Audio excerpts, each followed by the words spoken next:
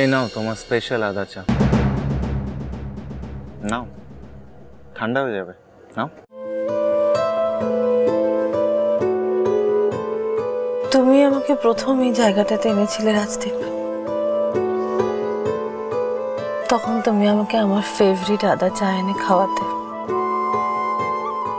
সেই দিনগুলো আর কোনোদিন ফিরে আসবে না। ফিরে তো এসেছে। Are you for real? Yes, I am. একেবারে জল জ্যান্ত। চিমটি কেটে দেখবে? তুমি এখানে কি করছো? তুমি যদি একটা চায়ের ভাঁড় ধরো তাহলে আমি দরজাটা খুলে ভেতরে বসতে পারি, তারপর তোমার সমস্ত প্রশ্নের উত্তরও দিতে পারি, আর আমরা দুজনে চাটাও এনজয় করতে পারি, তাই না? নাও। কখনো না।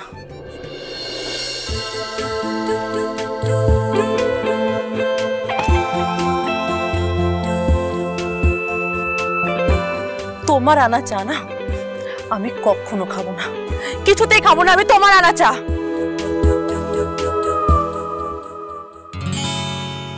বাই দ্য ওয়ে, তুমি কি করে জানলে যে আমি এখানে এসেছি? কে বলেছে তোমায়?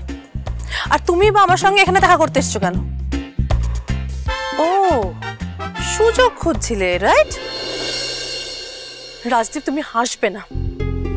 আমাদের পুরনো ছবি আমাকে পাঠিয়ে আমাকে ম্যানিপুলেট করার চেষ্টা করছো, ইমোশনাল ব্ল্যাকমেল করার চেষ্টা করছো, রাইট? তোমার ইন্টেনশনটা কি? কি তোমার ইন্টেনশন বলো আমাকে।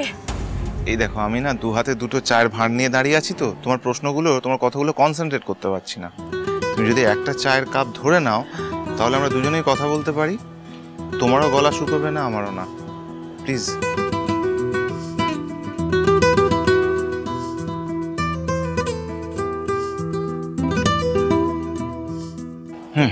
নাও ক্যারি অন প্লিজ। দেখো রাজদীপ, এসব করে না কোনো লাভ হবে না। তুমি আমাকে কতটা ভালোবাসতে, আমরা কত ভালো ছিলাম, সেই সব আমাকে বুঝিয়ে তুমি যদি আমার জীবনে আবার ফেরত আসতে চাও তাহলে কিন্তু তুমি ভুল করবে, কারণ আমি তোমাকে আর কখনোই অ্যাকসেপ্ট করব না। তুমি আমাকে কোনোদিন অ্যাকসেপ্ট করবে না আমি জানি, তাও ভাবলাম তুমি একা একা বসে আছো, চাটা অফার করি। ইউ নেভার নো, এই চা খেতে খেতে তোমার মাথায় ঢুকিয়ে দেওয়া সেই ভুল ধারণাগুলো হয়তো চায়ের ধোঁয়ার সাথে সাথে উবে যাবে, হতেও তো পারে, তাই না?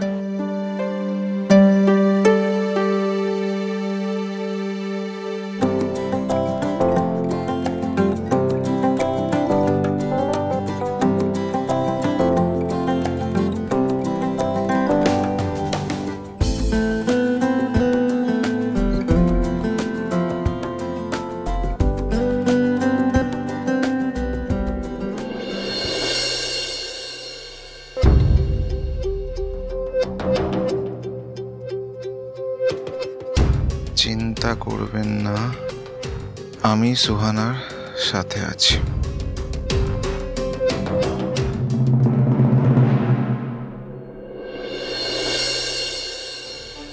কাম্মা, ও কাম্মা, কি করছো নাকি? ছাড়ো ছাড়ো ছাড়ো ছাড়ো। আরে ছাড়ো, এটা রাখো, মানে রাখো। আজকে কেউ কোনো কাজে হাত দেবে না। ছাড়ো ছাড়ো, দেখি।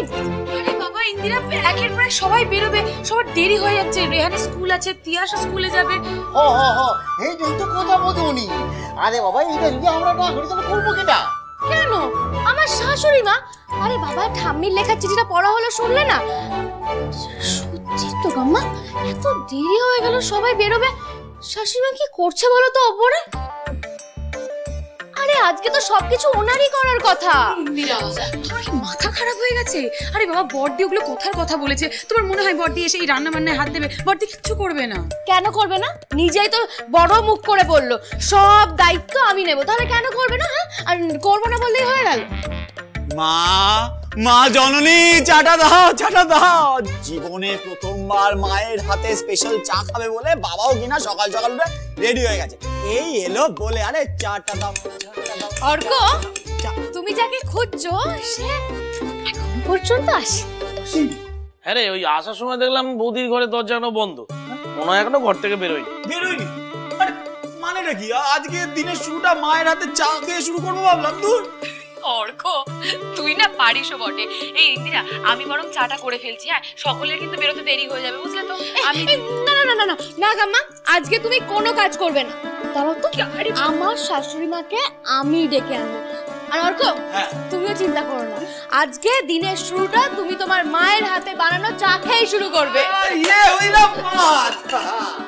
এই ইন্দিরা, শোনো না, বলছি ছেড়ে দাও না, যেতে হবে না। ছেড়ে দাও না মায়েটাকে, ছেড়ে দাও না মায়েটাকে।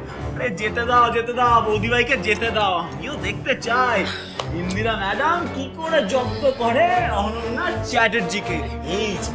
এই যে এবার আমি আয়েশ করে বসি, তোমরাও বসে পড়ো। আর এই বাড়ির বড় গিন্নিরাকে স্পেশাল চা খেতে গেলে একটু বসে আয়েশ করে খেতে হবে বাবা। আমি জানতাম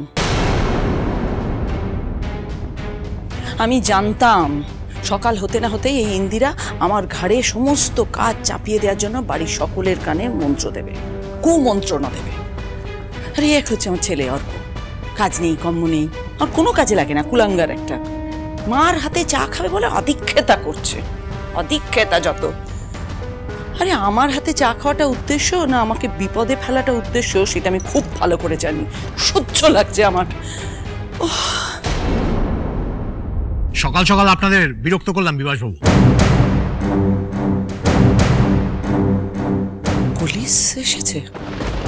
আরে আসুন আসুন, গুড মর্নিং। Good morning. বিরক্ত কি বলছেন অফিসার, আপনি তো আমাদের জন্য এত কষ্ট করছেন। আসলে কাল রাতেও আমরা সার্চ করেছি কিছুটা, তবে আজ দিনের আলোয় বেটার সার্চ করা যাবে বলে আমরা আর্লি মর্নিং চলে এলাম।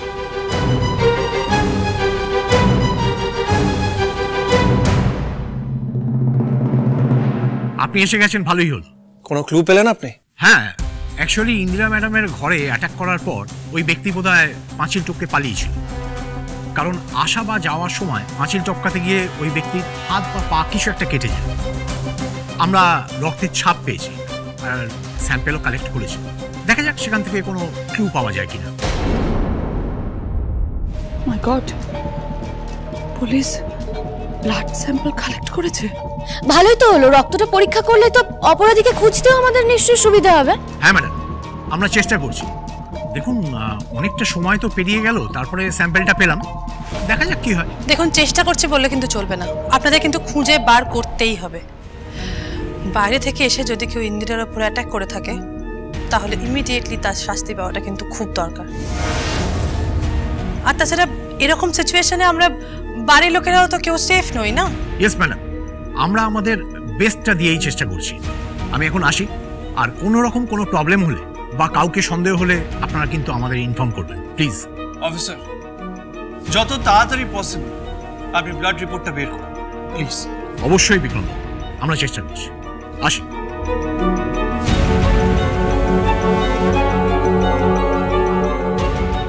কি হবে? কি হবে এবার? এবার তো বাবান ধরা পড়ে যাবে।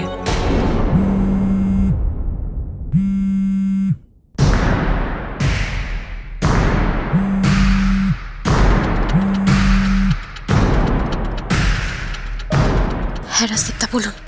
বলছি আমি রাজমিস্ত্রি সেজে স্কুলে ঢুকে পড়েছি, সব প্ল্যান করা আছে, চিন্তা করবেন না আপনি। যা আপডেট পাচ্ছি আপনাকে জানাচ্ছি। আর যার উপরে নজর রাখার কথা বলেছি?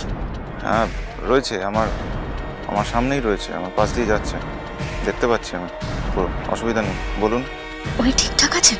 মানে কোনো রকম কোনো অস্বাভাবিকতা লক্ষ্য করছেন কি? কি বলুন তো, উনি না খুঁড়িয়ে খুঁড়িয়ে হাঁটছেন।